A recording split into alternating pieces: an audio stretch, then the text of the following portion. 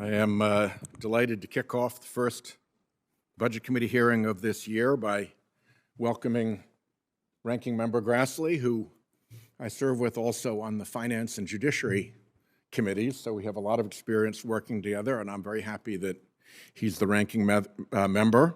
I want to welcome all the colleagues who will be in and out of the hearing this morning. We have multiple hearings going on, and so you will be getting attendance sporadically from a considerable number of our members. I want to particularly welcome our new members to what I hope will be a busy, revived, impactful, and lively budget committee. I want this to be your surprise favorite committee. We have important work to do on bipartisan health care reforms, on reforming this committee's process to fit the basic arithmetic of the budget, and on issues important to each of you as members.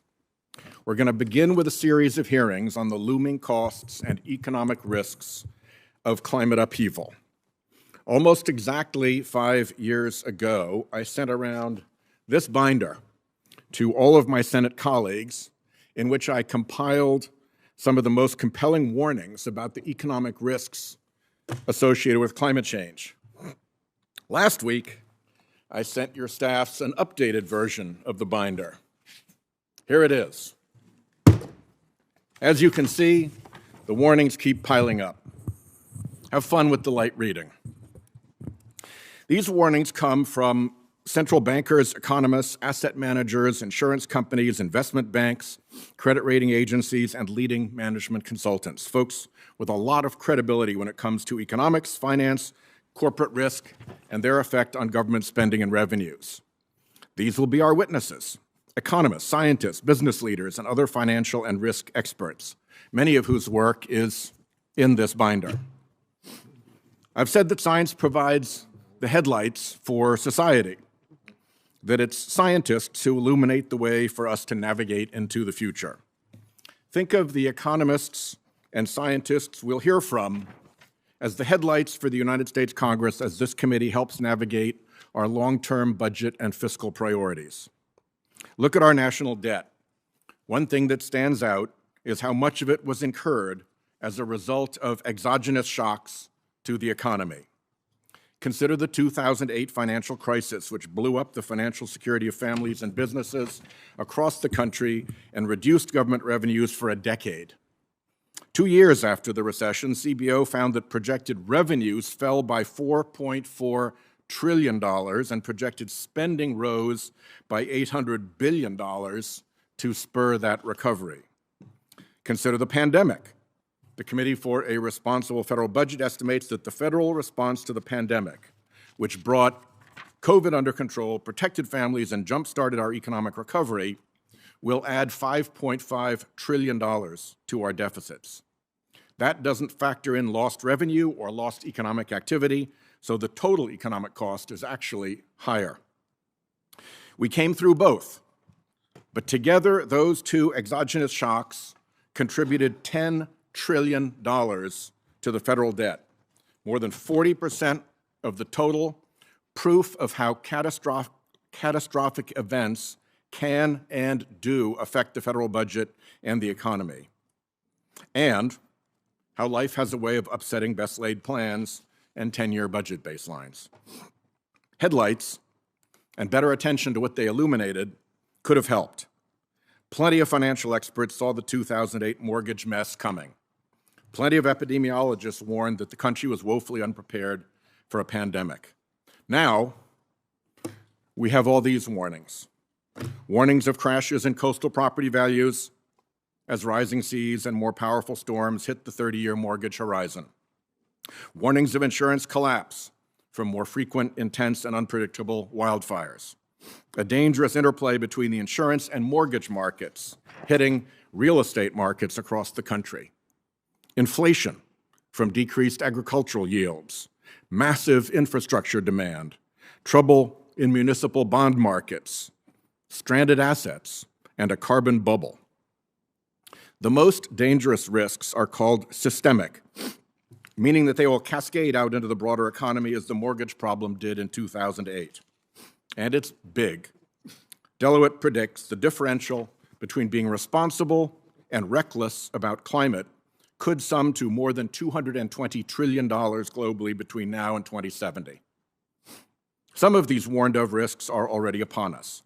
Already, climate-related natural disasters increase federal spending on disaster assistance, flood insurance, crop insurance, and other programs we fund. But this is just the beginning. It will certainly get worse, much worse, particularly if warming exceeds 1.5 degrees. We are on a bad trajectory. It's time for us all to wake up and face the problem before coastal cities flood with water or Southwest cities can't get water. I hope we can fend that off with action if we snap into focus on the danger. We are all familiar with the tragedy of the Commons. In 2015, our opening witness, Dr. Carney, gave a speech entitled "The Tragedy of the Horizon," because some of the gravest dangers of climate change, which we could head off today, come to pass years or decades out. Rhode Island's coastline will be gone, reshaped into an archipelago by 2100, you say. Who cares? What's that? It's an eternity. Well, almost exactly a year ago, I became a grandfather for the first time. Baby Vera, God willing, will be alive in 2100. When I look at her, I'm looking at that future. Walk by any elementary school. The faces you see on the playground, God willing, will be alive in 2100. How will those little ones remember our less than greatest generation? We owe it to kids on playgrounds all across America to pay attention to get this right. By the end of this series of hearings, if we hear these expert witnesses, if we treat their testimony as our headlights, then our path, I hope, will be clear. Thank you, and let's get to work. I turn to my ranking member, Senator Grassley. Senator Whitehouse, I compliment you on your leadership of this committee and look forward to the 2 years ahead. I'm pleased to be here with all of you as ranking member. Despite our political differences, and they aren't as great as the public believes between Republicans and Democrats, and particularly between Grassley and Whitehouse, I know that we can find common areas of agreement to work on together. One area of agreement must be that our budget and appropriation process is broken. This sentiment isn't new at all, nor is it particularly partisan. No person could look at last year's process and say that things are working. For fiscal year 2023, Congress didn't adopt a budget. The Senate Appropriations Committee didn't mark up a single bill, and not one of the 12 individual appropriation bills was debated on the Senate floor. Instead, we were presented with a $1.7 trillion omnibus just a few days before Congress. Things need to change. Now, maybe we shouldn't be surprised, because when the Senate goes into session at 3 o'clock on Monday and has one vote, hardly any business, and then you work all day Tuesday and all day Wednesday and adjourn at 1:45 on Thursday, you can't get a lot of session work done when you just are in session 2.5 weeks, compared to when I came to the United States Senate, started no later than noon on Monday, debated on Monday, Tuesday, Wednesday, Thursday, went home Friday at 4. So I think there needs to be some reanalysis of the work that we're putting, I mean, not the work, because there's plenty of work for senators, but the amount of time that we're in session. I want to applaud two leaders in this process, Senator Murray and Collins, for publicly announcing their commitment to regular order, including debating appropriation bills on the Senate floor. We need to do our part to make that happen. We should also agree that our nation's fiscal outlook is dire. The Congressional Budget Office will release an updated budget projection this afternoon. Every indication is that their new projections will be as bad as or worse than last summer's projection. This is what they told us last summer. Within 10 years, public debt as a share of our economy will exceed World War II record highs. However, unlike after World War II, when spending and debt subsided, our public debt is projected to climb even higher.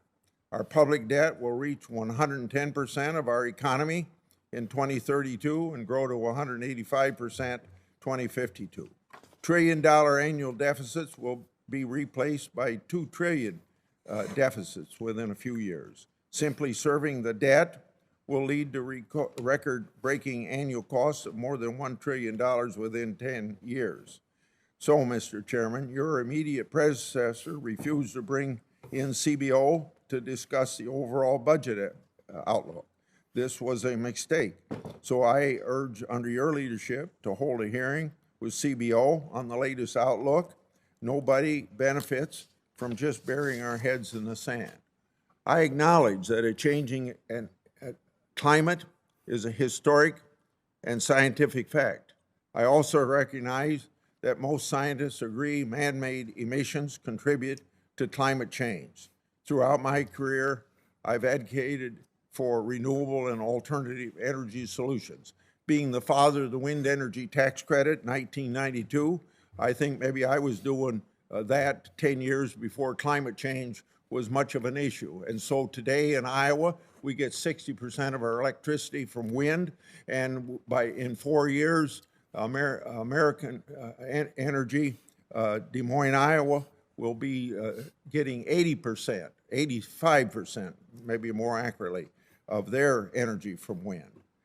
This being said, even if the entire U.S. stopped emitting greenhouse gas tomorrow, projected temperatures would only be 0.3 degrees Fahrenheit lower come 2100. Even in this unrealistic scenario, the U.S. would still need major polluters like China and India to pull their weight. As we look to address climate and energy issues, the nation must also address our fiscal health. There's plenty of blame to go around for how we got into our current situation. Republican or Democrats have to share this blame.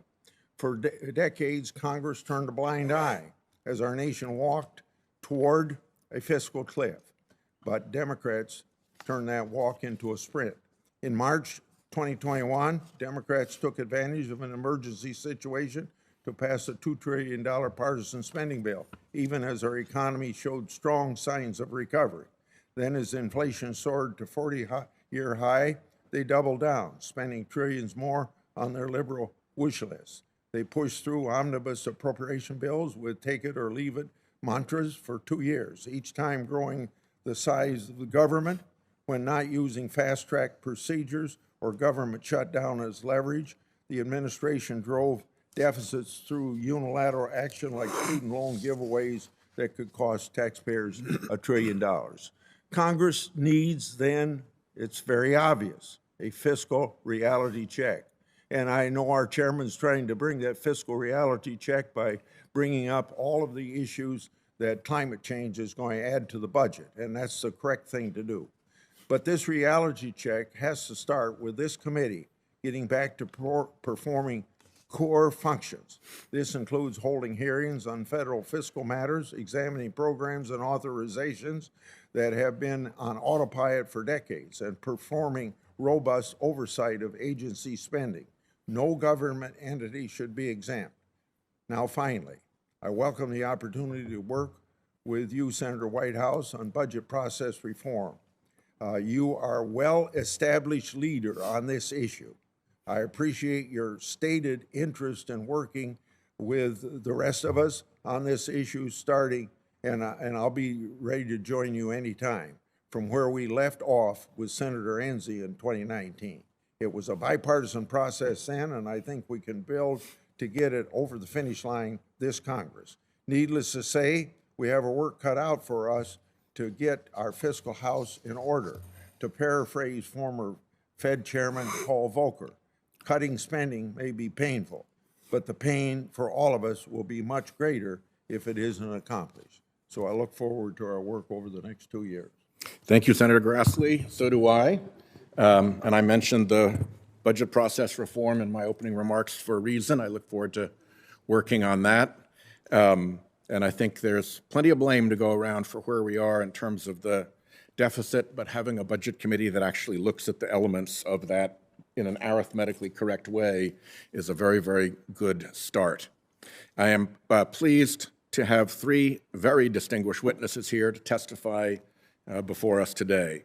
Joining us remotely is Dr. Mark Carney, the former governor of the Bank of Canada and the Bank of England. For those not familiar with that role, that's effectively the CEO. Dr. Carney is a world-renowned central banker and has long been sounding the alarm about the economic risks posed by climate change. Following Dr. Carney's testimony, we'll hear from Dr. Bob Litterman, who chaired the Commodity Futures Trading Commission's Climate-Related Market Risk Subcommittee, which in 2020 issued an authoritative report on this subject. Following Dr. Litterman, we will hear from Dr. Douglas Holtz-Eakin, former director of the Congressional Budget Office and president of the American Action Forum. I note that back in 2003, CBO prepared a report on the economics of climate change under Dr. Holtz-Eakin's leadership. Dr. Carney, if we have you here remotely, please take 5 minutes to deliver your remarks. Your prepared remarks are in the record of the proceeding. Understood. Thank you very much, Chairman Whitehouse, Ranking Member Grassley, members of the committee, for the honor of this invitation to address the risks and economic costs of climate change. During my terms as Governor of the Bank of England and as Chair of the Financial Stability Board, I headed committees with responsibility for understanding and addressing the principal risks to financial stability, risks such as the Chair referred to in his opening comments. About a decade ago, these bodies became increasingly concerned about the rising economic risk from climate change and the fact that the financial system lacked the information, the tools, and the markets to manage them. So over the following years, a wide range of regulatory authorities and private financial institutions have worked to develop the building blocks of a financial system that can manage these risks on behalf of their depositors, pensioners, clients, and shareholders. But while the pace of change has picked up, it's not yet equal to the scale of the challenge. Due to the undiversifiable nature of climate risk, governments will bear many of the costs of extreme weather and of adaptation. And moreover, the longer adjustments delayed, the greater the impact will be on financial stability, inflation, jobs, and growth. Conversely, transitioning to a low-carbon economy will reduce the impact of climate change, create jobs of the future, and promote a resilient financial system. I won't read into the record the fact that the physical impacts of climate change are rising. I've referenced in my testimony some of the data collected by the EPA, the NOAA, NASA, amongst others, that provides a snapshot of how it's already impacting the United States. Climate change is having an increased impact on Americans. Adjusted for inflation, the number of billion-dollar disasters has risen sixfold from the first half of the 1980s to an average of 18 per year over the past 5 years. Annual inflation-adjusted costs of these disasters have risen 7 times, from 18 billion to 120 billion. Increased flooding and coastal erosion are causing significant damage already. Increases in weather-related disasters have led to insurance becoming less available and more expensive for American families and businesses. Extreme weather is reducing incomes for farmers and raising food costs for families. And the increased frequency and intensity of flooding and disasters disrupts and damages critical infrastructure and in turn supply chains, hurting American businesses and raising costs, again, for American families. There is ample scientific evidence that these trends are expected to worsen, as each additional fraction of a degree warming means more frequent and intense hurricanes, coastal flooding, heat waves, and wildfires. Estimates suggest that over the balance of this century, climate change could reduce the level of global GDP per capita by between 10 to 20% without further efforts to limit warming. Similar estimates have been found for the United States. As economically significant as these estimates are, it's instructive to examine what's not included in them, both assets outside of the market economy, such as biodiversity and human health, as well as critical economic channels, including disrupted supply chains, risks to monetary and financial stability, and the economic impacts of rising risks to national security. As temperatures increase and extreme weather events worsen, the cost to governments will increase further. Ultimately, Governments, state, local, and federal, will bear costs that private households and businesses and markets are unable to shoulder, including meeting emergency needs, financing disaster recovery, and building resilience to future extreme weather. To conclude, the costs to property, agriculture, and livelihoods are already high and expected to grow materially. The hit to GDP growth from unmitigated climate change is expected to be significant, and many of the most severe impacts to human health, to livelihoods, to natural heritage are not included in these calculations. But there's one final risk from climate change, a negative risk, better known as an opportunity. Increased recognition of the risks of climate change is now galvanizing efforts to address the issue. Last year, over $1 trillion was invested in the energy transition, representing over 1% of global GDP, and those investments are expected to rise significantly, creating more jobs and higher incomes. In short, while ignoring climate change will lead to significant costs, climate solutions are becoming one of the greatest commercial opportunities of our time. Thank you for your attention. I'll be pleased to answer questions. Thanks, Dr. Carney. We turn now to Dr. Litterman. Thank you.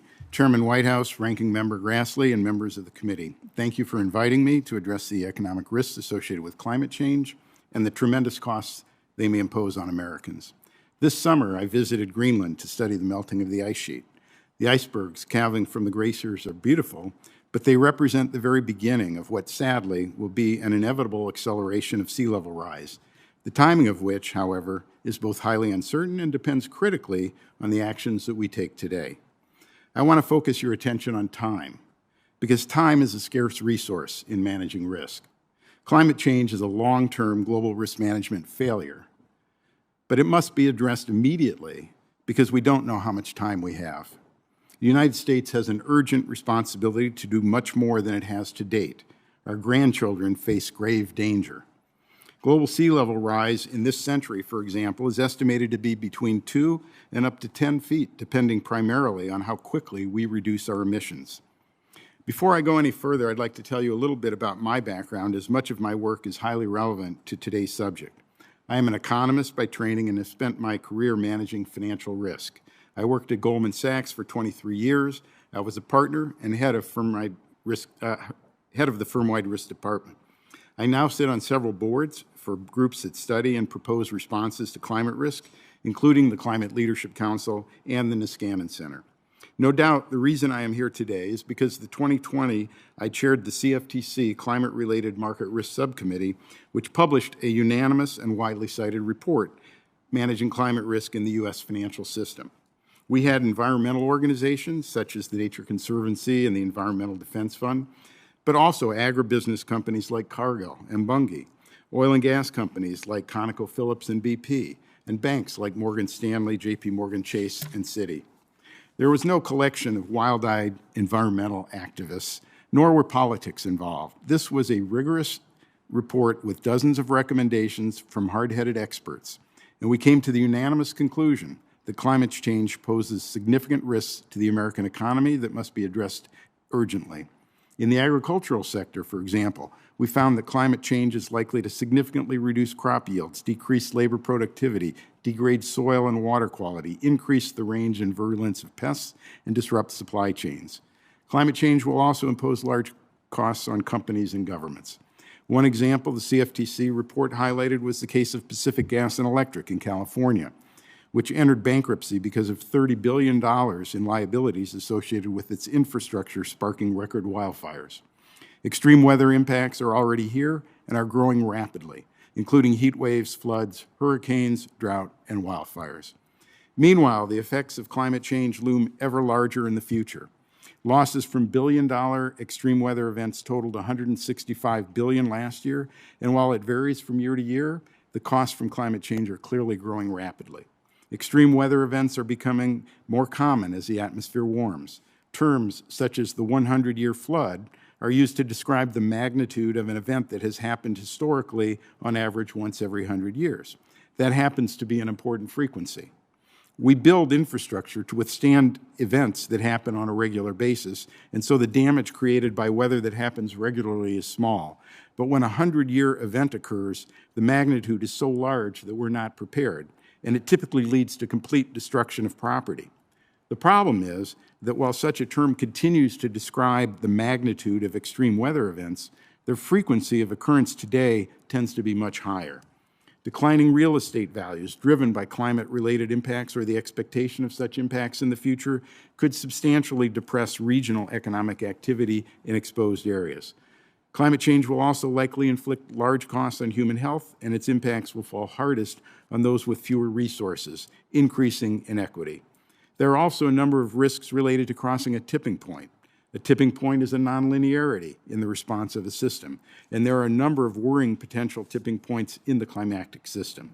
More worrying still, recent scientific research suggests that we may cross several of these tipping points with even only a 1.5 degree of warming, and may cross several additional ones with 2 degrees of warming.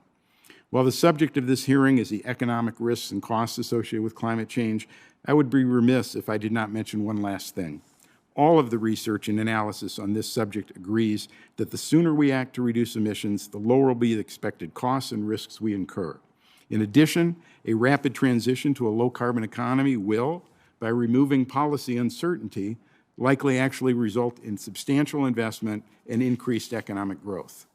I have lots of ideas on this subject, but the bottom line is that with global average temperatures already having risen over 1 degree C, and with potentially catastrophic tipping points on the horizon, risk management demands an immediate response leading to globally harmonized incentives to reduce emissions. There are immediate steps that this Congress can take to move this process forward, and I would welcome the opportunity to discuss the policies you might pursue to help de-risk the economy and ensure that prices reflect the actual costs associated with production of goods, including the damages created by carbon emissions. Thank you. We look forward to taking you up on that offer, Dr. Litterman, and turn to Dr. Holtz-Eakin. Chairman Whitehouse, Ranking Member Grassley, members of the committee, thank you for the privilege of being here today. Let me make 3 points quickly, and then I look forward to the chance to answer your questions. The first point is that climate change will have real impacts on the U.S. economy, and these will worsen the federal budget outlook. Unquestionably, there will be additional outlays from national flood insurance programs and other disaster, crop risk kinds of programs and mandatory outlays. The Congress will probably choose to make some discretionary outlays in the future in response to needs for mitigation and or adaptation, and these will worsen the budget picture. But the biggest impact is going to be lower revenues from an economy that grows more slowly over the long term, and that the loss of some capital assets, diminished labor productivity, diminished productivity in agricultural lands will cumulatively reduce inflows to the federal budget. The Congressional Budget Office recently took a look at this issue and concluded that the center point of a set of estimates for the impact would be about a percentage point lower in GDP by 2051. And that I'll just point out that while that's a significant impact, it's tantamount to under a 1/10 of a percentage point slower growth each and every year. In contrast, and this is point number 2, the federal budget presents an immediate and much larger economic threat.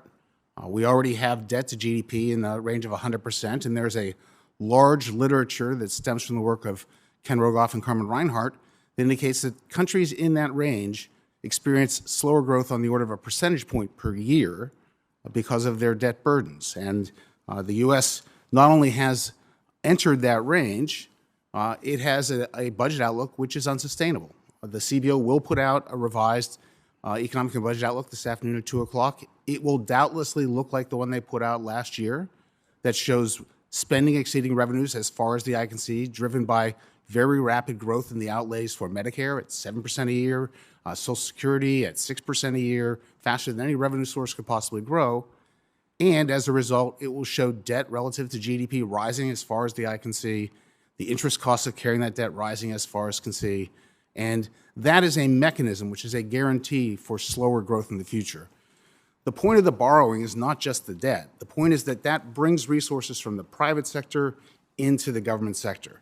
And for every dollar you take from private investment and put into the best of federal infrastructure investments, you lose about 50% of the rate of the return. So you're losing on every one of those borrowing activities, diminishing the productivity in the economy, lowering the standard of living for future workers and next generations. We really don't spend a lot of money on investments in the federal government. More likely, we're going to take that money from a private investment and put it into a consumption expenditure. That's the point of Social Security and Medicare, is to raise the standard of living in retirement for seniors. There's no rate of return to consumption investment. So the federal budget is the biggest headwind to economic growth because it is stacked against investing in the future and needs to be brought into some sort of sustainable alignment in order to stop these headwinds to growth. The other point that's going on in the federal budget is that the mandatory spendings are crowding out discretionary spending. Discretionary spending is where we do national security, basic research, infrastructure, education, all of the places where you can invest in the future of the country, and those opportunities are getting squeezed out by the growth of these mandatory programs. So point number 3, not only would getting the budget on a sustainable trajectory improve the economic outlook, it would free up the budget resources to do investments, especially investments in the climate mitigation and adaptation that are so important to this committee and to this hearing. And so I can't think of a single bigger accomplishment than for this committee and the U.S. Congress to finally come to grips with the federal budget outlook and its unsustainability. It lies at the crossroads of all the threats to our future and needs to be addressed as quickly as possible. And thank you for the chance to be here today. I look forward to your questions. Thank you, Dr. Holtz-Eakin. I'll lead, and then Senator Romney is next in line. Dr. Carney, you've held 2 of the most significant and powerful positions globally in the banking sector. Climate change was not customarily a part of the banking sector's interest. Why is it that you took such an interest in addressing climate change? Thank you, Chair. It goes back in part to your opening comments, some of the points you made in your opening comments, which is that underinvesting in resilience up front leads to much greater costs down the road. And it was particularly when I became governor of the Bank of England, and it's not commonly known, but one of the responsibilities of the Bank of England is to oversee the insurance industry. And it's the 4th largest insurance industry in the world. It includes one of the largest, if not the largest, reinsurance market, famous Lloyd's of London. And therefore, that's a property and casualty and reinsurance industry that's directly affected by climate change. And one of the lessons that the brokers and the risk managers in Lloyd's of London had determined was that the tail risks of the past were becoming the central scenario of the future. I'll refer to Dr. Litterman's comments about 1 in 100 risk events becoming that much more frequent. So of course they're adjusting pricing, they're adjusting coverage, which has real implications for economies. And it's apparent to us as risk managers that this will affect the economy more broadly and the financial system potentially more broadly if there is not adequate information to assess the potential degree of those risks. And if risk managers don't at least have the opportunity to determine whether or not they will take steps to... Dr. Carney, you were in charge of the Bank of Canada after the 2008 financial crisis. Can you compare what you foresee with respect to climate with what you experienced in the 2008 mortgage crisis? Well, there's 2 things that I would say. The first is that one of the experiences of that crisis, and many of the members, of course, lived through it and helped manage through it, is what's called a Minsky moment, a realization that basic assumptions were no longer true, that, for example, that house prices would never fall in the United States, that capital was money good, that assets off balance sheets would stay off balance sheets. All of those proved false and led to the collapse or virtual collapse of the core, much of the core of the financial system, with huge economic costs that ultimately have added to the debt burden of the United States, amongst other countries. Now, in Canada, we were more fortunate for a variety of reasons, but one of the reasons was we had put more resilience into our financial institutions up front. Without getting into Canada specifically and looking at comparison between what you project potentially happening with a climate crisis, what's the scale comparison in your mind between what we experienced with the 2008 financial crisis and what climate portends for our systems? Okay, so I'll just lead from that point. The first point is what we want to avoid is a rapid and sudden adjustment to the climate crisis, both adaptation, the impact of physical damage, or belated investments to address the issue. The orders of magnitude are potentially similar in those cases if we delay adjustment.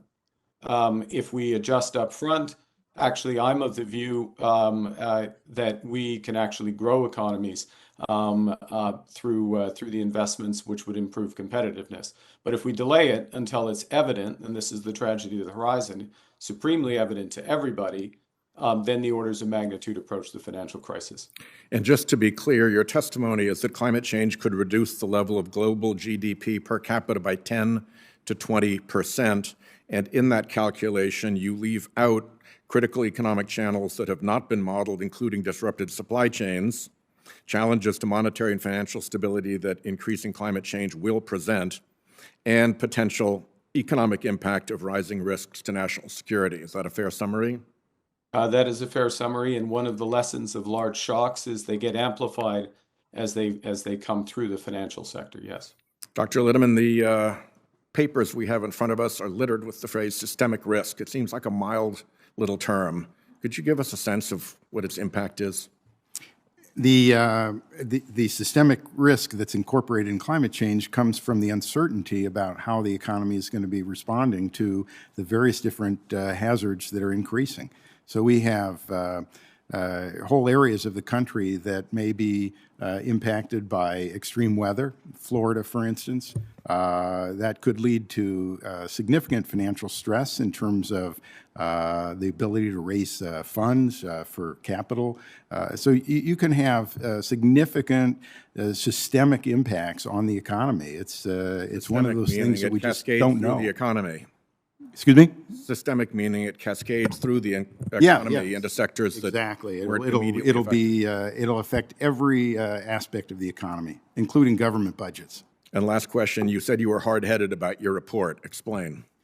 Yeah, this is a report that was created by a bunch of scientists, academics, business people, investors, and we came to unanimous agreement. It wasn't about I don't know, gut feeling. It was about facts. And the problem is we don't know what the future is going to bring. So we have to be prepared. It's very simple. Good word to end on. Yeah. I think my clock started a little bit late, so if the ranking member would like to go a little bit beyond, that would be all's fair. And I turn to Senator Grassley, Senator Padilla next, Senator Romney next, unless Senator Marshall returns. Dr. Holtz-Eakin, our rising debt and deficits are cast by a lot of people as long-term challenge, quote unquote, long-term challenge. Something we will have to deal with in the future, but not immediate problem today. Is that really the case, or are we already living with the consequences of reckless spending and borrowing? Well, I certainly believe the impacts are immediate and shouldn't be put off. Most people characterize the threat as something that looks like, you know, a Greece, Portugal sovereign debt meltdown that would happen somewhere in the future if we just did nothing. But the reality is that the mechanism I described in my opening remarks, the diminished productivity, the headwinds to the raising the standard of living are going on in small amounts every single year. They might be too tiny to notice in the moment, but cumulatively, they are an enormous impact on our progress. And so I think it's something that needs to be rectified immediately, both in and of itself, but also because it would allow the Congress more flexibility in pursuing other policy objectives. Also to you, in last week's State of the Union address, the president once again tried to portray himself as a deficit reducer. He pointed to last year's $1.4 trillion deficit, which was lower than the 2020 deficits due to cessation of bipartisan pandemic relief. So to you, how would you rate the president's budgetary performance so far? I think the administration has done nothing to improve the budgetary outlook. Certainly, if you look back at 2021, the American Rescue Plan was an enormous policy error, something I said at the time, so it's not 2020 hindsight. This is a $2 trillion stimulus in an economy that was growing at 6.5%. It's too big, was unnecessary, was poorly designed, led to a lot of inflation. And this has been followed by several proposals called Build Back Better that did not add up in any meaningful way and would have added to the core structural deficit in the United States. He's taken administrative actions for hundreds of billions of dollars of student loan relief that are difficult for me to defend. So I don't see any activities being taken by the administration that are recognizing the problems that the federal budget faces, and we need some leadership on that front. Dr. Carney, in last week's State of the Union address, President Biden admitted that the U.S. will need oil and gas, quote unquote, for a while. Your firm, Brookfield Asset Management, has invested in oil and gas infrastructure around the world. Do you believe that the U.S. government should mandate private institutions divest from their fossil fuel interests? And if so, what immediate impact would this have on the average American? The first thing, I agree with the president in the timeline and the continued need for fossil fuels. Secondly, I'll just note on Brookfield is one of the largest investors in renewable and operators of renewables in the world. Thirdly, no, I don't believe, and I've never advocated mandatory divestment of fossil fuel assets. In fact, to address the climate challenge, what is necessary is to get capital financing to where the emissions are and ensure that businesses can invest to get those emissions down. And that's been a consistent position I've had for more than a decade. Yeah. I think you, I don't have a question, but you said, even though I have 1 and 12 seconds left, I'd like to just make a statement, but it's kind of a question for information from Dr. Litterman and Dr. Carney, and it deals with the ESG movements within finance, within banking, and I know you don't have to invest where you don't want to invest, but as a family farmer in Iowa, and my son Robin runs the family farm, but we're corn and soybean farmers. So let's just assume that the FDIC or some other regulator or bank say to the community bank in Parkersburg, Iowa, that you've got to make sure that you know what the carbon footprint is of the farmer. And in 60 years of farming, I don't know where to start to answer that question. And then I think, so what is the obligation? That banker's under an obligation to get that information for me, but if the farmer can't give the information, how does it get out? So this is what I'm thinking as a historic farming. When I started farming in 1960, we'd make 10 trips across the field and produce maybe 60 bushel of corn to the acre. Today, with minimum tillage or no tillage, we make about 3 or 4 trips across. And we produce, in Iowa, I think the average farmer produced 204 bushel of corn to acre. So you can see that farmers already are producing a unit of food with a lot less units of energy than they used to. And do we get any credit for that? I mean, we've already been helping the global warming issue with more efficient farming and all that. But that banker in Parkersburg can say to Chuck Grassley, you tell us what your carbon footprint is.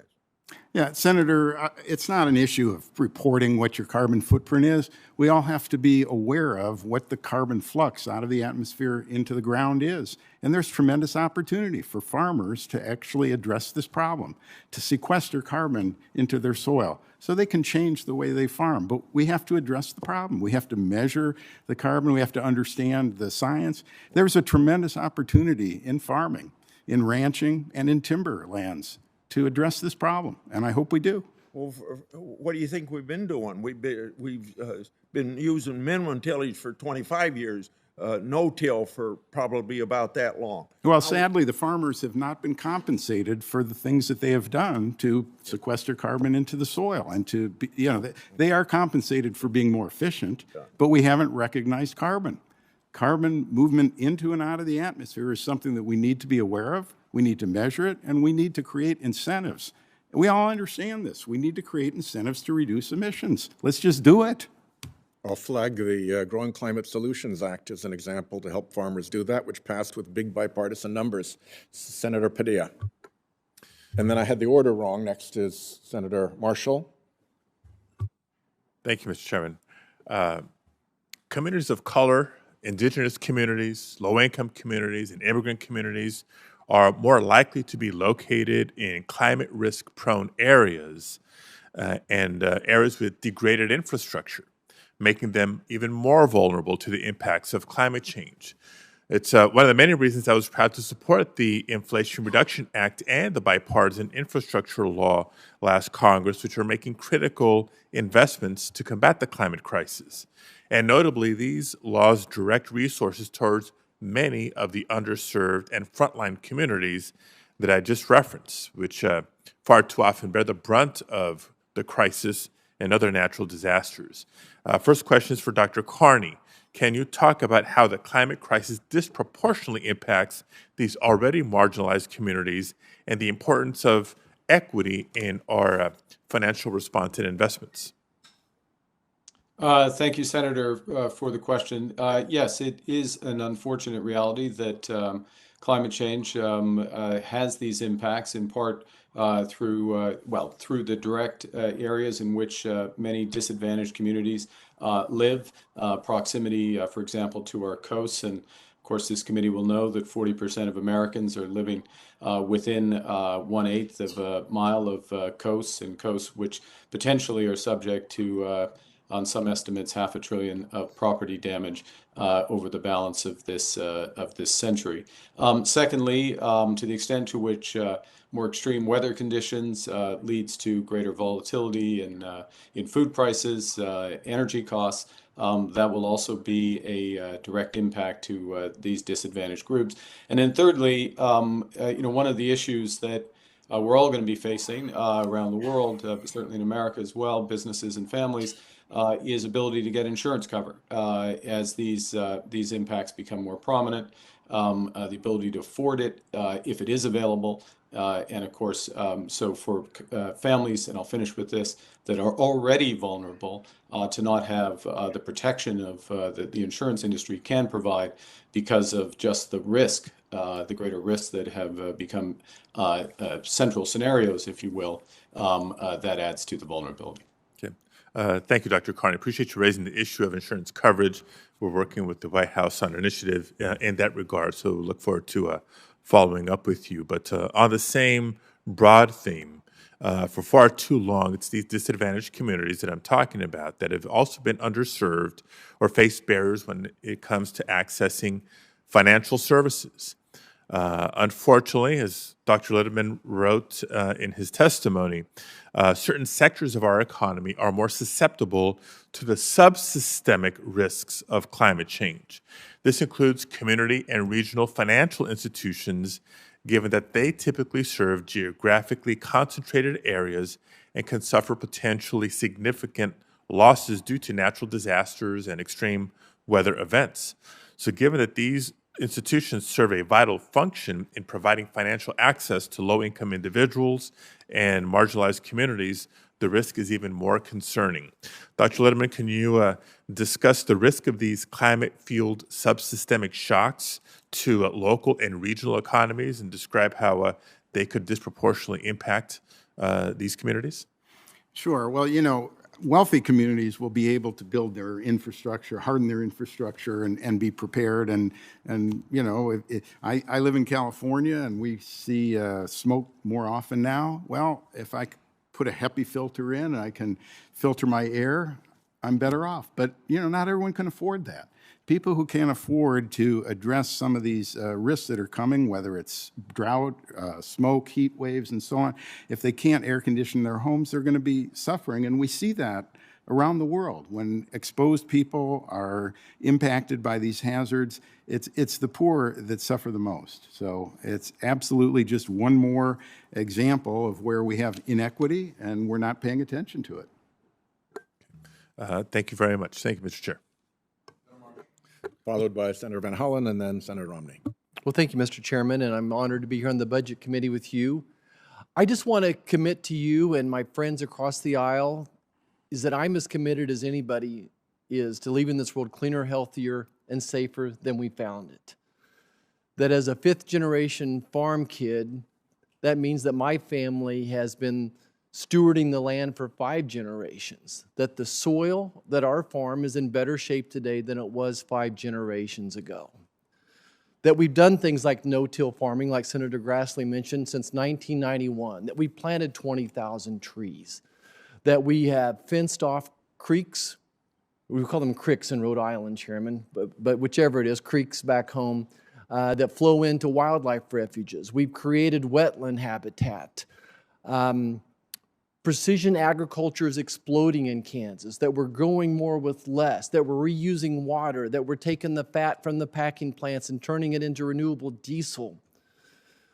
My point is that American innovation is working, and that's why the carbon footprint of America is 14% less today than it was a decade ago.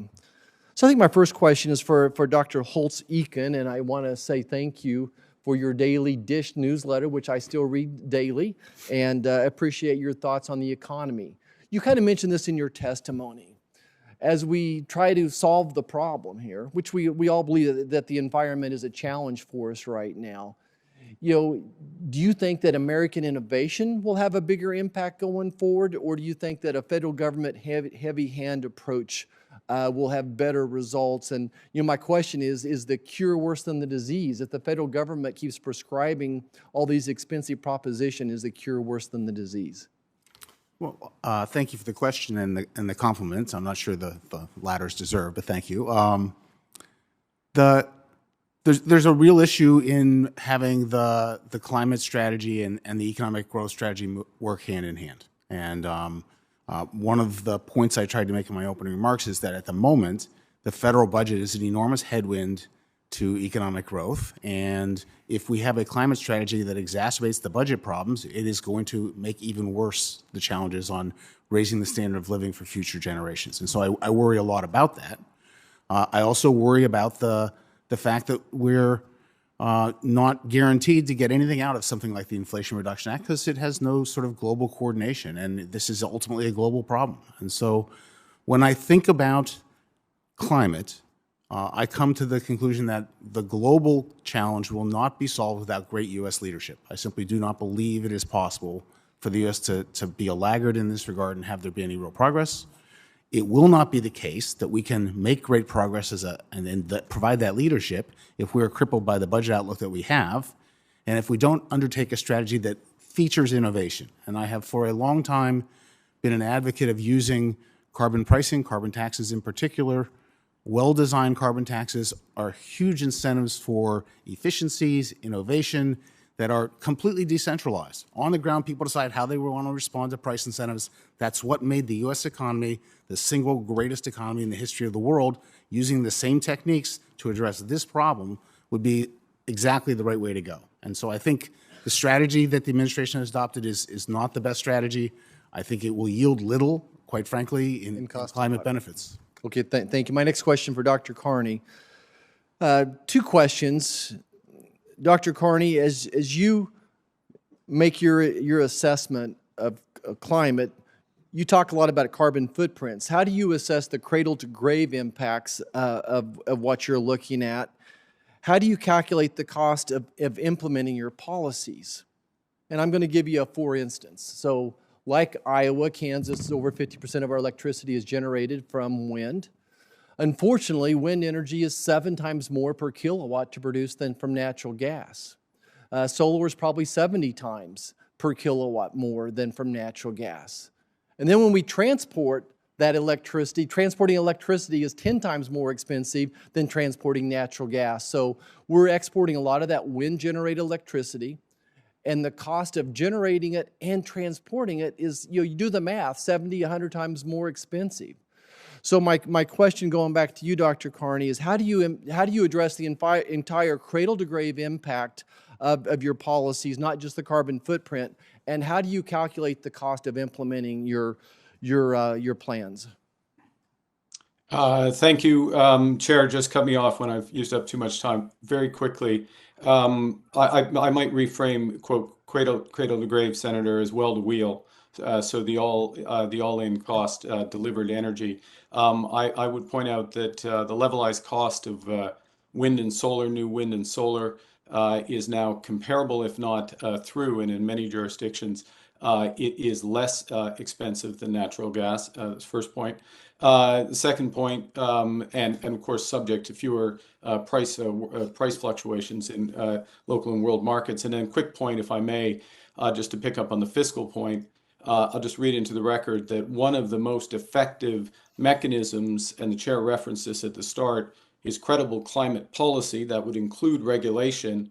And when you combine that with the financial sector and businesses having the right information, you get the investment in technologies that are efficient today, cost effective, and in the types of innovation that will be necessary tomorrow. And I'll just refer to a detailed analysis that Secretary Yellen and I did prior to her Well, joining. we'll have to agree to disagree on your cost analysis of wind and solar power. I could only wish that they were efficient. I would Thank you only so point- much. I I would yield only- back. One of the largest investors in energy, so that's what we base it on. Senator Van Hollen.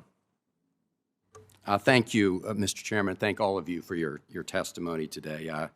Dr. Holtz-Eakin, I agree with your comments on carbon pricing. Many of us pushed for that for many years with appropriate safeguards like border adjustments to protect U.S. domestic industry. This is not a partisan statement. It's a statement of fact. We weren't able to get any support here in Congress from the other side of the aisle on that. And that's why I strongly support the approach that we took in the Inflation Reduction Act, because we have to do something. And I think that if you look at it, we will achieve significant reductions in greenhouse gas emissions, not as much as I would like. And that brings me to a couple points. Number one, first of all, I think there are huge economic opportunities and job opportunities in going forward with a clean energy transition. In my state of Maryland, we have 2 offshore wind facilities that are being built. 10,000 good-paying jobs projected from those 2 facilities. We also know that the cost of doing nothing is huge, and that's part of the purpose of today's hearing. And those costs are being borne as we speak in terms of taxpayer dollars for more climate resilience at the local level, at the state level, at the federal level, and the cost that insurers or individual citizens are paying through insurance and through non-insurance, and just the impact on them and their property and their lives. Mr. Litterman, you testify, and I'm quoting here, that insurance markets are critical to diversify these risks and to create appropriate incentives for individuals, companies, and communities to prepare for extreme weather by building hardened infrastructure and buildings. You go on to say, but the insurance markets are not working properly because historical loss experience is no longer relevant for predicting future losses. I noted that in Florida and Louisiana and California, in at least 2 of those 3 states, if not all of them, you're seeing just last year a number of insurance companies go insolvent because they just couldn't pay the bill for extreme weather events. Can you expand on the comment you made about us being unprepared when it comes to insurance to capture this risk? Yeah. Insurance companies base their pricing on historical experience. That historical experience is no longer relevant. We are in a new weather environment now. And so we see these tail events happening much more frequently than they have historically. We have to base insurance on what's actually going to happen, or insurance companies are going to pull back. They're going to say, I know it's going to. Look at California and wildfires. The probability of getting wildfires is now much higher than it was historically. Everyone knows that, including insurance companies. And so if you want to buy insurance, insurance companies are going to raise the premium. But the insurance regulators won't allow them to raise the premium because based on what they say. Show me the data. Well, the data isn't, it's changing every day. These things are becoming more and more likely, and so the insurance markets are not working. Reinsurers understand this. They see the risks, and they say, we won't underwrite these losses because we see them coming. And so these markets are just not working. And then you get Florida, the federal government says we'll provide the flood insurance. California says taxpayers will underwrite the costs of fire insurance. This leads to incorrect incentives. What people should be doing is recognizing that we need hardened infrastructure. We shouldn't be living in risky places. And we certainly don't want the federal government to be subsidizing people to live in areas where it's more expensive. That's just going to increase the total cost in the long run. So we have to face the reality. I loved what Professor Holtz-Eakin said. We need to put a price on it. We need to create incentives. People respond to incentives. That's all there is to it. And so we get the right incentives, we'll get the right behaviors. If we have the wrong incentives, and in the insurance industry right now, we have the wrong incentives, and so we get the wrong behavior. Can you speak a little more to the secondary market of insurers? Because as you said, they get it, right? Costs are going up. As I look at these facts in Florida, after 6 insurance companies went insolvent in 2022 alone, you now see premiums averaging more than $4,200 per year, almost 3 times the national average. So as you say, at the end of the day, we're going to pick up the tab, right? I mean, you're going to pick up the tab either as a taxpayer or you're going to have to pick up the tab through much higher home insurance rates and other insurance rates, which is why, you know, obviously the best course of action is to try to address the issue at its root and reduce the impact of climate change. But obviously we're in this already, so we have to provide the resilience. I can tell you in my state of Maryland, just over the last 40 years, if you look at it, in the last few years, we've seen a dramatic increase in extreme weather events, costing the state of Maryland billions and billions of dollars. So we're going to pay one way or another if we don't figure out how to address this. And as I said, there are huge opportunities economically and job-wise in addressing it. Thank you, Mr. Chairman. Thank you, Senator Van Hollen. Did you care to respond? I would just say that we can do better. There are models that we can run. We can get better estimates of what the risks are, whether it's flooding or heat or smoke and so on, and we should. So basically what the insurance market is going to have to do is start relying on climate models that project into the future what these risks are. Senator Romney.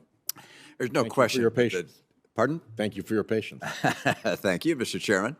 I have no question about the impact of climate change. It's going to be significant, devastating in some areas more than others. The question is whether we're doing things that will actually make a difference and will lead to a different result. What I'm concerned about is that most of what we do here in the United States is, I'll call it virtue signaling. That term has been used recently. But we do a lot of things that make us feel good about ourselves, but will have almost no impact on global emissions. If we want to do something serious about global emissions, we need to put a price on carbon. And our Democrat friends had the chance to do that during reconciliation. They didn't. And so we can talk about all these other things we're doing and getting more batteries for cars and so forth, but the reason these things don't make a big difference is because the U.S. is not the big contributor to emissions in the world. China is, and Brazil, and India, and Indonesia, and all the growth is going to come from them. China's emissions are greater than the U.S., the EU, and Japan combined. So when we do things here that are very expensive and disruptive to our economy, they don't change what's happening globally. We have to do things that have global impact. So research and technology at a price on carbon are the things that would make a difference. So it's frustrating to talk about this as a huge challenge to our budget and to our economy when it's out of our control, unless we deal in the way I've just described. And yet there's something that is in our control that we're saying, both parties are saying, we won't touch that. And what is in our control is the level of debt we have. The amount of debt we have, I just heard Professor Holtz-Eakin just indicate that the impact on the economy of the amount of debt we're adding up is 10 times the impact of climate change. 10 times. And yet we're not willing to look at our entitlement programs to see if we can balance them somehow. I'm not talking about cutting them or taxing them. I'm just saying let's at least come together and work on it. But the parties are afraid to even come together and have a discussion about how can we balance these things. It strikes me as one of the most outrageous things my generation has done to the coming generations is to say we're going to spend all this money on ourselves. We're not going to tax ourselves to compensate for all that we're getting to ourselves. We're going to take all this money, and then we're going to pass on to you for all of your lives slower growth, so a more challenged economy, and higher interest payments. It's unbelievable. It's almost immoral. And so I look at this challenge. Professor Holtz-Eakin, am I reading this right? That the challenge of the debt and our unwillingness to balance what we spend with what we tax, that unwillingness is having a huge impact on economic growth over the future and on the lives of our grandchildren and theirs. I think it's well said. I'd just amend it in two ways. I would take out almost from in front of immoral, and I would say that it's a disservice to the beneficiaries in Social Security and Medicare to pretend that somehow they can survive in their current form. They cannot. Trust funds will exhaust in under a decade, Social Security trust fund in a decade. It is an enormous irony that something like the Social Security program, which was meant to eliminate income uncertainty in retirement and in old age, is now the greatest source of income uncertainty in retirement and old age, because we have no idea what that program will look like as the years roll forward. So I personally am enormously disappointed at a public debate that suggests we can't touch Social Security or Medicaid.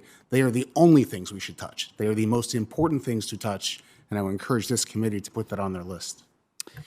Thank you. Dr. Litterman, I described what I thought were the major levers that would have an impact on emissions and climate.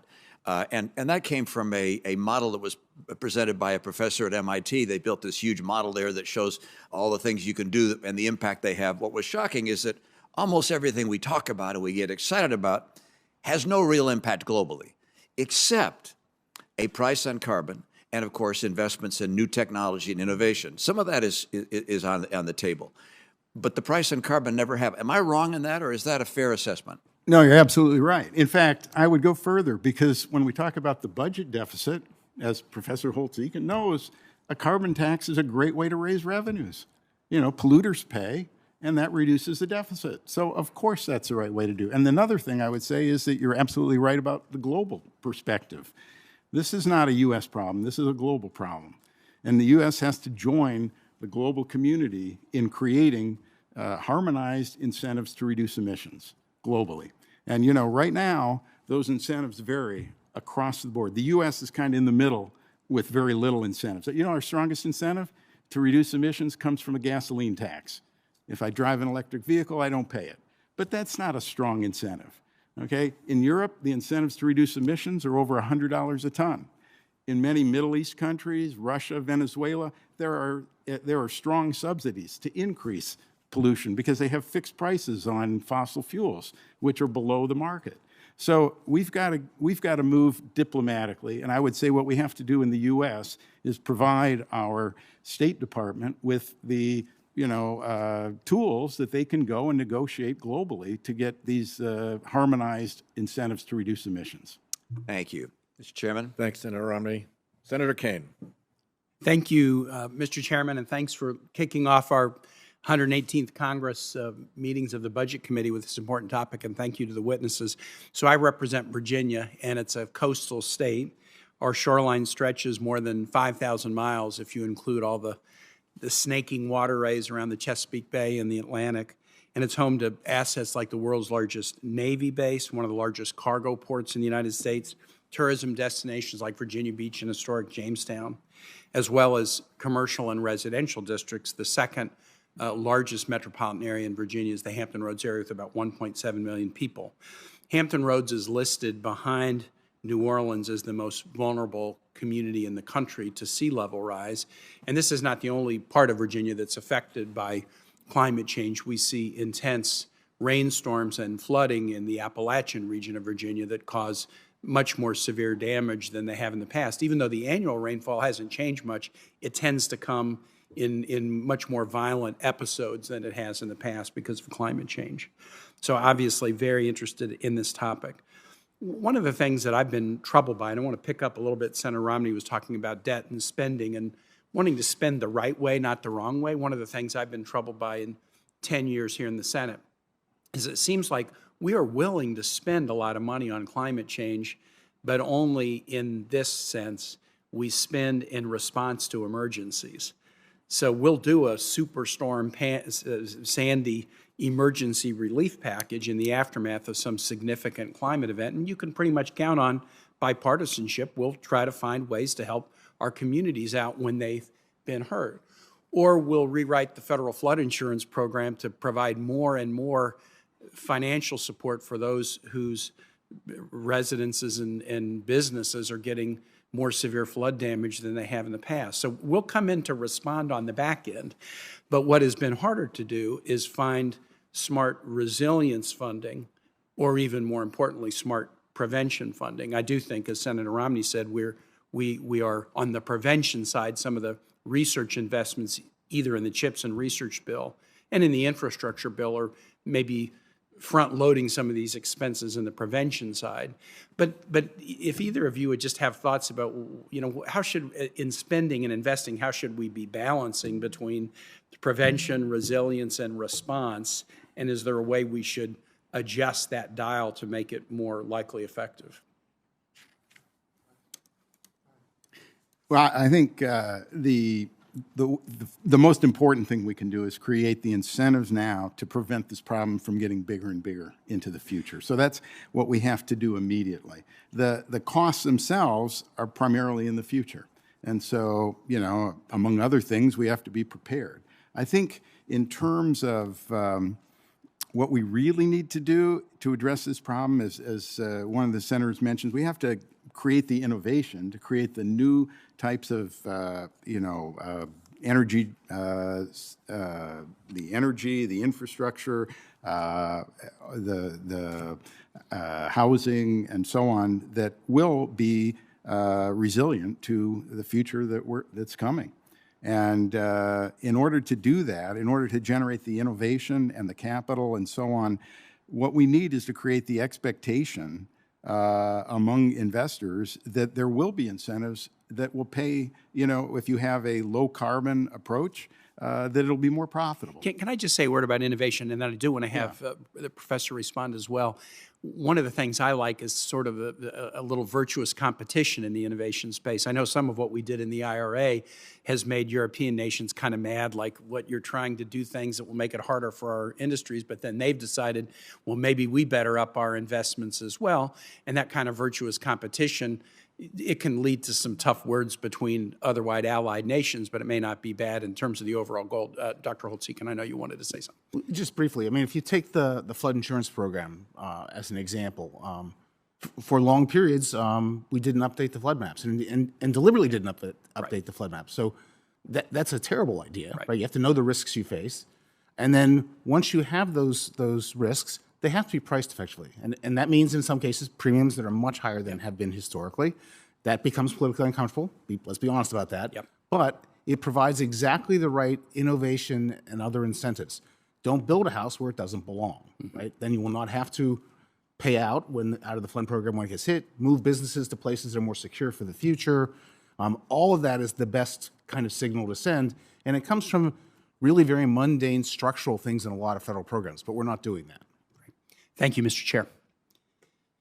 Thank you very much, Senator Kane. Senator Graham, followed by Senator Kennedy, and then Senator Braun, unless we have Democrats intermediating. Go ahead, Senator Graham. Thanks, Mr. Chairman. This is a hearing worth having for sure.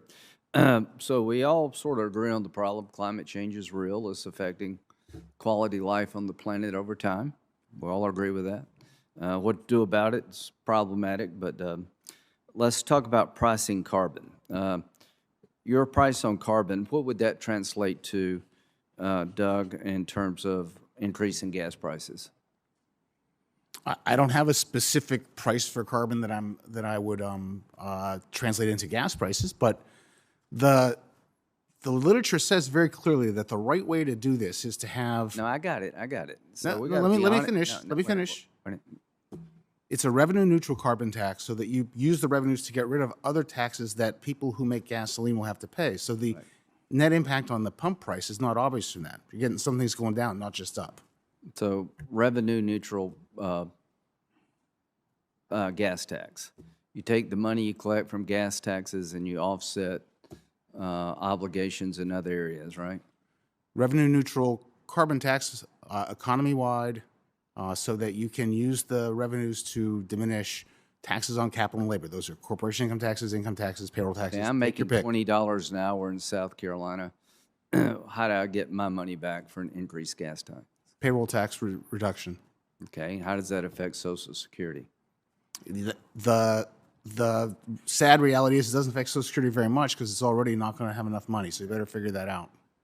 Okay. What would you do? Well, Senator, I really liked Senator Wyden's plan that didn't get into the Build Back Better, but he suggested that we have a low carbon tax to begin with, exclude gasoline, and then allow the incentive to rise quickly. And so, there are various ways to address this. I would that say that the gasoline is very inelastic, and so you really don't impact very much the amount of pollution by putting on a gasoline tax. I think there's much better ways to address it. How would it affect utility bills? This approach. How would, Yeah, I mean, somebody's got to pay. Carbon's generated through transportation and production of energy itself. well, Senator, I'm not an expert on utility, but I believe that utilities around the country have very different carbon footprints. So mean- in an area where you have clean electricity, Listen, it wouldn't be much of an impact. Generally supportive, but the problem with this is we talk in circles. I'm asking you, if we go down this road, how much will your utility bill go up? How much gas prices will go up? We need to actually talk more honestly about that. How about something maybe we can agree on? That if we don't get China and India and other big emitters to do better, it doesn't really matter a whole lot what we do here. Do you agree with that, Doug? I do agree with that. Does everybody on the panel agree with that? Is one way to do that a border-adjusted carbon fee? Certainly, it would be if we had a global regime with people all Well, the EU doing has something, one, right? The EU has then one. then we should have a border adjustment so that Mr. uniform. Oh, absolutely, absolutely. I Okay. think it's a great way to go, and I think it's something that both parties can agree on. So let's move right. forward. So if you're looking at trying to make big polluters like China and India to change their behavior, we do all the things back here at home, may drive up prices. When they send products into the country, they're going to pay a pollution fee, for lack of a better term. You agree with that? Oh, yeah, absolutely. We need to measure the incentives globally to reduce emissions. We need to harmonize them, and we need to get them to the appropriate level. So let's work together to do that. If we do electrification of the vehicle fleet along the lines that car companies are talking about by 2035, 2040, how much demand in power production will that create in America? I don't know, Senator. Do you know, Doug? I don't know the number off the top of my head. We're happy to get it to you, but in my written like a lot. testimony, it's like a lot. It's like a lot. Where does that a lot come from? Can you do it without natural gas? I don't think so. Can you do it without natural gas, Mr.? Oh, yeah, absolutely. Absolutely. Okay. What you need to do is you need to First, create the right whoa, incentives time and out, let the time market out, work. time out. How much increase in demand for power will come from electrifying the vehicle fleet? How much? 100%, 50%, 10%, 200%? Do you have a clue? How much of the electricity demand will be increased by electrifying? The cars are plugging into something. Yeah, I don't know. So in my Well, how testimony, can you say if you don't know there's no need for gas? This is the problem. Thanks. Who said there was no need for gas, Senator?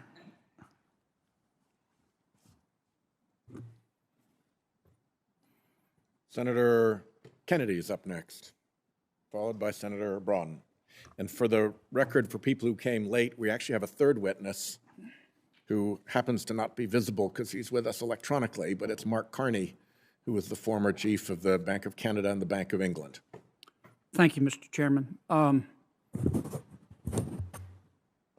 Dr. Litterman, how long have you been studying climate change and possible solutions? Studying, well, I was the head of risk management at Goldman Sachs. I didn't worry too much about Tell me climate the change number at of that years, time. if you would, Doc. How many years? Let's say 15. All right, how about you, Dr. Holtz-Eakin? about 25. Okay. Dr. Litterman, how much will it cost to make the United States of America carbon neutral by 2050? I don't know, sir. So you're advocating we do these things, but you don't know the ultimate cost? Yes, absolutely. I certainly don't know the ultimate cost, and it's very uncertain. It depends Dr. on, Holtz-Eakin, do it you know how depends much it on will cost to innovations, it depends on, I understand. I'm just trying to lay a foundation here to understand your expert testimony. Dr. Holtz-Eakin, do you know how much it will cost to make the United States of America carbon neutral by 2050? Depends how you do it. If we do it all in the federal budget with directed things, it'll be Public and super private expensive. dollars. Sorry? Public and private dollars. It's ultimately private dollars anyway. Yeah, I agree. So how much? You're going to look at $50 trillion. $50 trillion. Okay, thank you.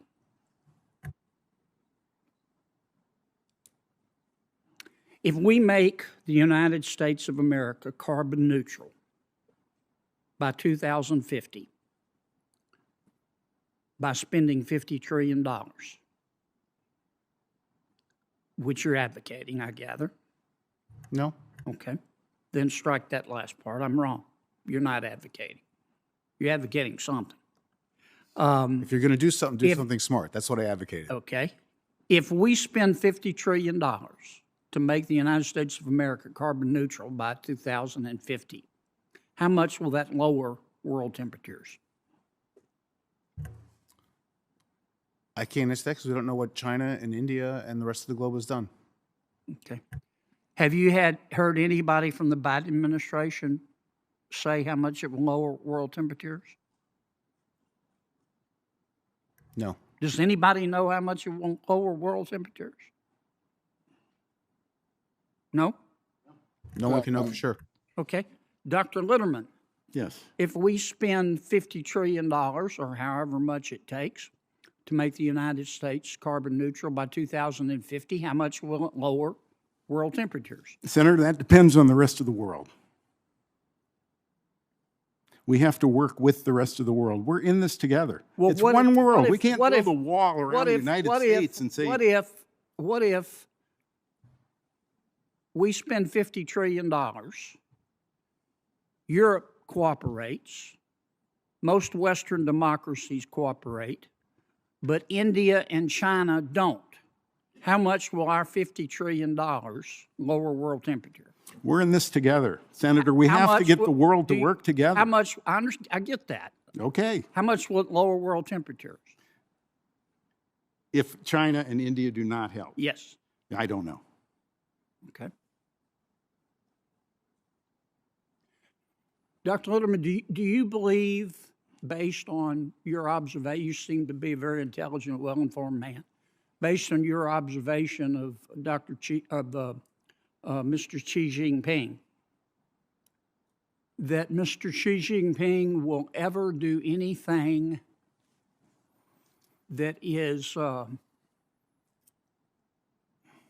inconsistent with China's best interests in the name of global climate change? I understand that China has a federal carbon tax. Okay. Yeah, but faced with a policy, okay, where China does something that's not in its best interest, but it does it because it's in the global best interest. Do you think President Xi would do that? I think that President Xi understands that we have to work together to address this global problem. Yes, I do. And it will be in the best interest of China to work with the United States to address So you this think problem. the answer is yes?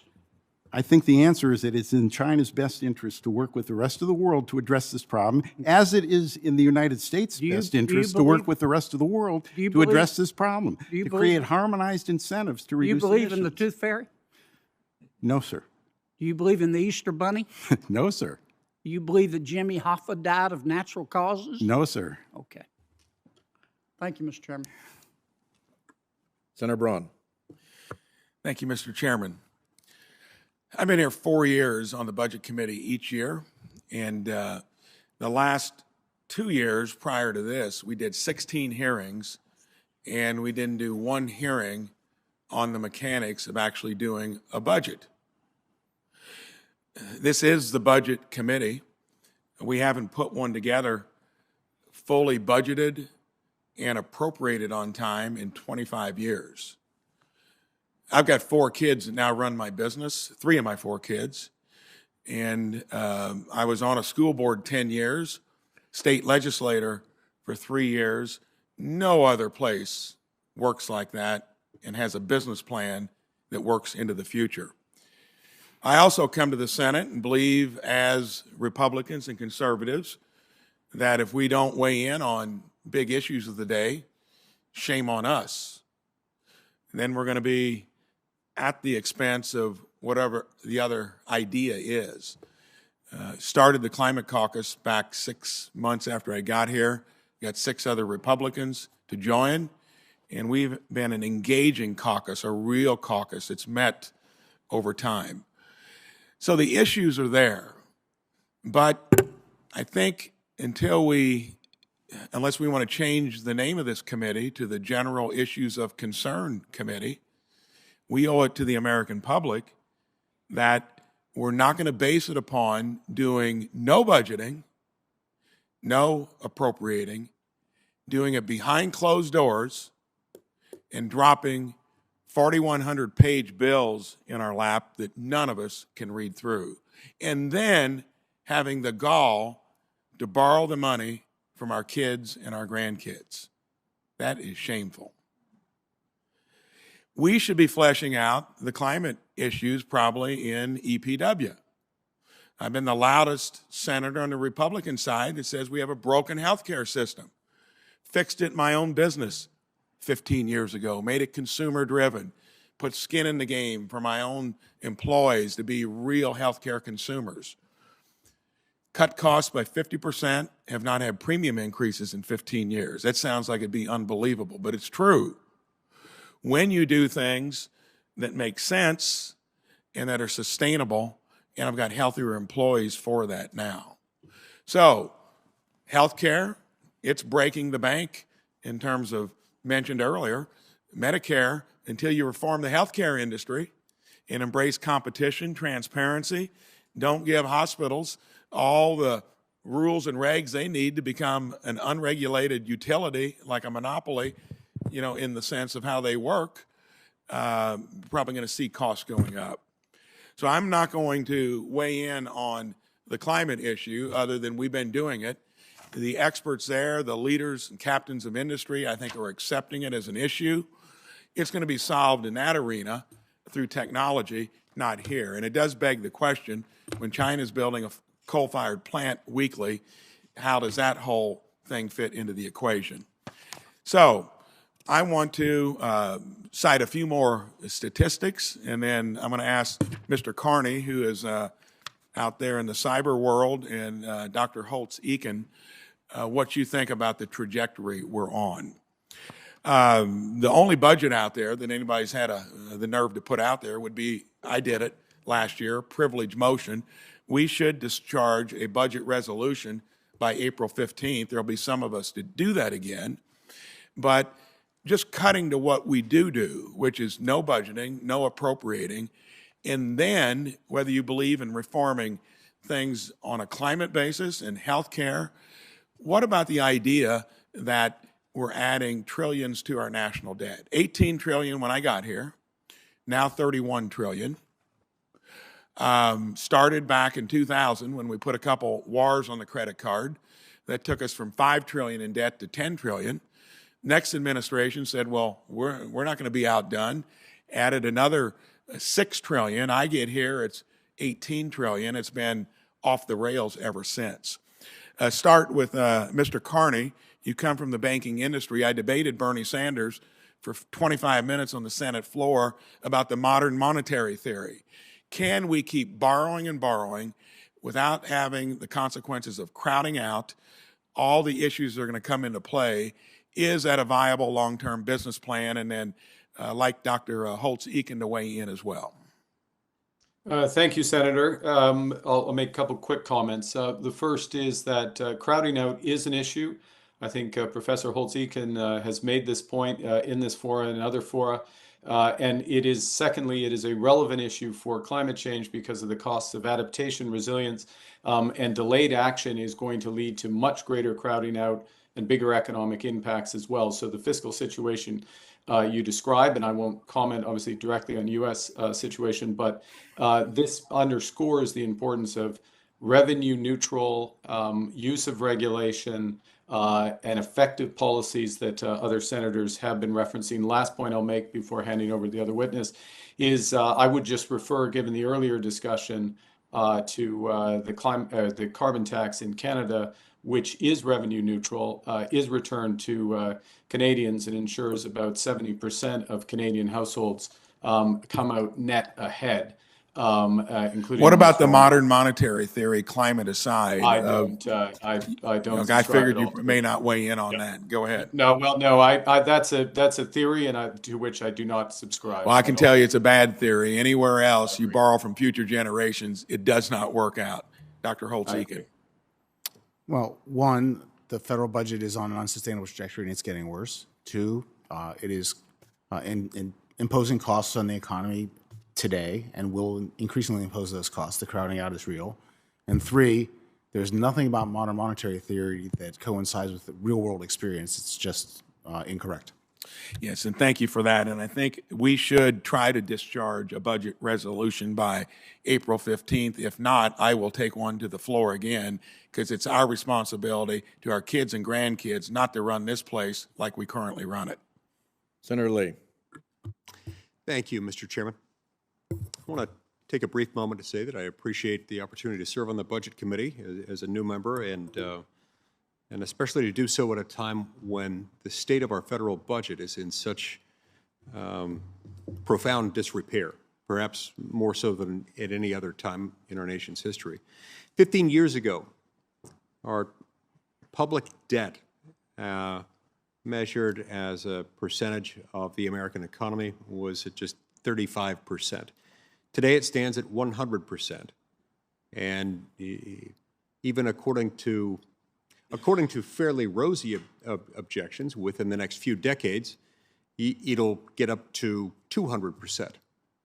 And whether it's decades or just a few years away, we will reach a point where our interest on the national debt becomes the largest line item we have, bigger than Social Security or Medicare or defense.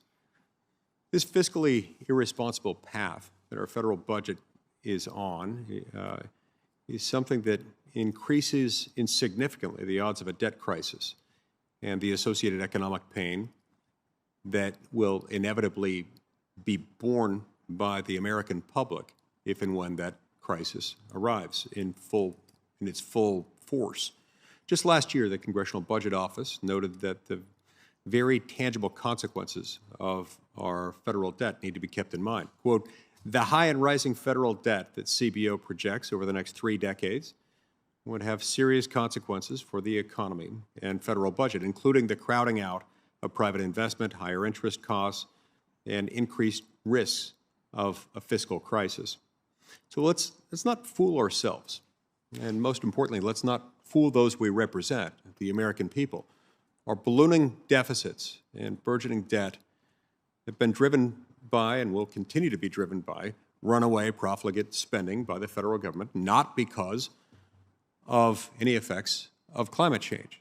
That is a different thing. That's not what has caused our ballooning debt and deficits.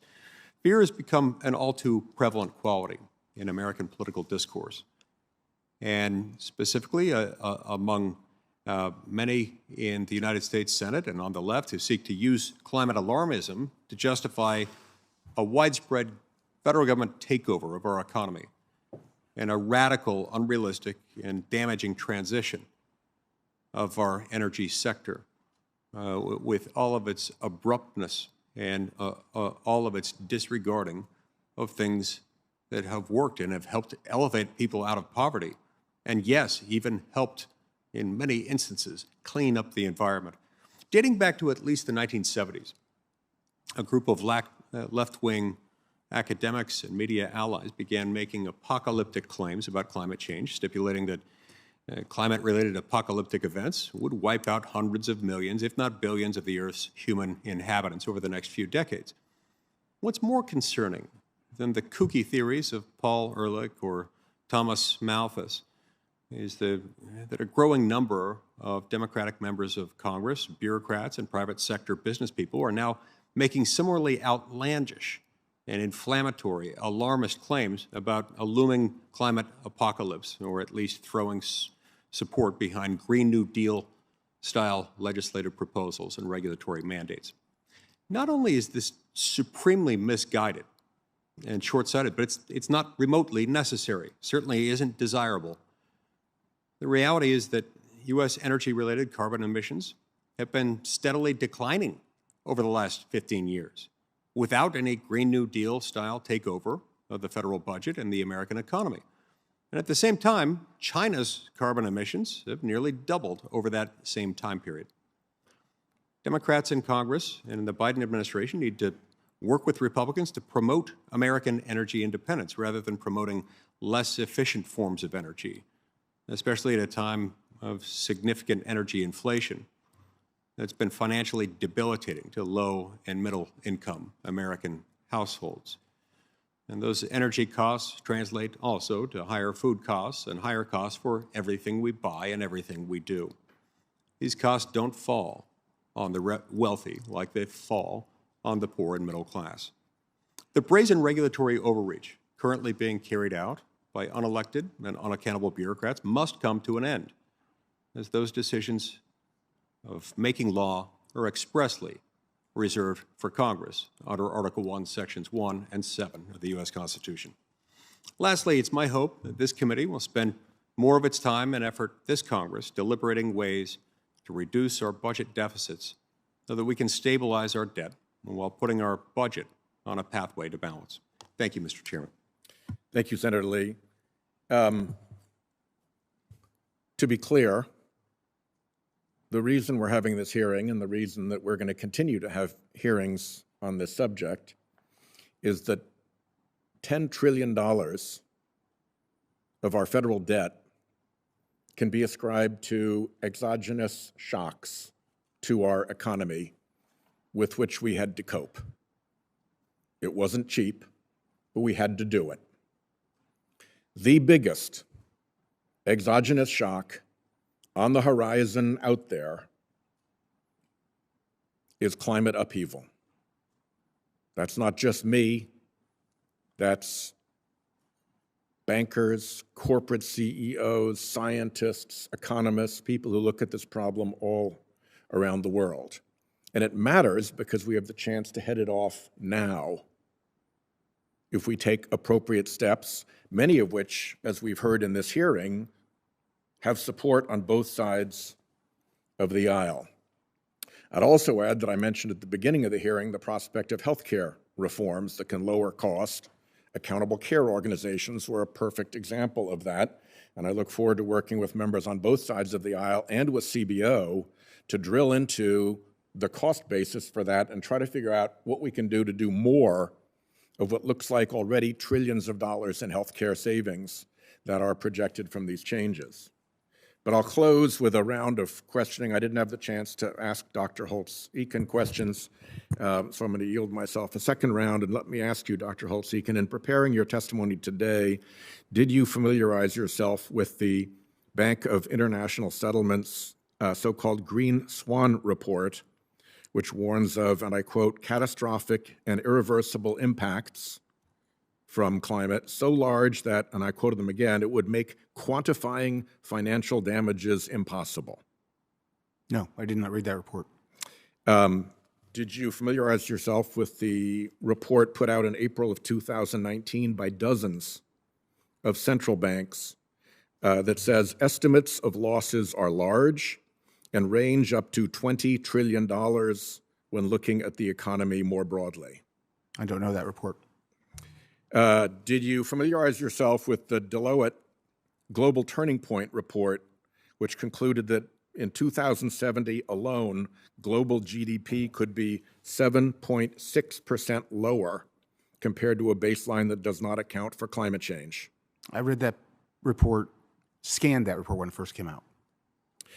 Did you familiarize yourself with the report from economists, largely centralized in Cambridge, but from around the world, that said the effect on the U.S. economy would be more than $3 trillion in losses, and GDP could shrink by more than 5% due to the collapse of stranded assets. I scanned that one as well when it came out. Did you familiarize yourself with the report from Freddie Mac, the American mortgage giant, that said, and I'm quoting here, that the economic losses and social disruption related to coastal property losses, quote, are likely to be greater in total than those experienced in the housing crisis and the Great Recession? No. I gather you did familiarize yourself with the CFTC report that Dr. Litterman wrote, correct? When it was released, yes. And when it was released, its opening sentence was, "Climate change poses a major risk to the stability of the U.S. financial system and to its ability to sustain the American economy." Is that correct? Yep. And the second paragraph after its header says, "Risks include disorderly price adjustments in various asset classes, with possible spillovers into different parts of the financial system, as well as potential disruption of the proper functioning of financial markets." Not a good outcome, right? Not desirable. Not desirable, indeed. And then it also said, a central finding of this report is that climate change could pose systemic risks to the U.S. financial system across multiple sectors, geographies, and assets in the United States, sometimes simultaneously and within a relatively short time frame. Do you recall it saying that? Not specifically, but I believe that. And you wrote a little report on it in September of 2020, which noted that climate-induced risks will cause dramatic financial fluctuations and the stability of the system will be at risk. And then on the backside of your one-pager, you said that the potential risks to financial markets posed by climate change represent a pervasive policy challenge. Have I quoted you correctly? Yes. Thank you. Closing words to Dr. Litterman? Yeah, I would just say I am surprised, pleasantly surprised by the amount of agreement by certainly the witnesses here and the senators as well. And so I hope we can move forward. That's all. Yeah, I hope so too. And I think there are things that we can do. I think the key points coming out of this are that we've got to move forward globally. We can't pretend that we can build a fence around the United States, solve climate here, and not be affected by what's going on in China and India and other places, Russia. That we do have the tools to affect the behavior of China and India and other countries through carbon border tariffs, that they're already underway in the European Union, and that if we can pull together and be sensible about this, we can take advantage of, I forget whether it was you, Dr. Litterman, or Dr. Carney, who said negative risks, opportunities, that there is a huge upside to getting this right. I'll close with the Deloitte number, which was that if we don't get this right, it's $180 trillion in cost to the global economy.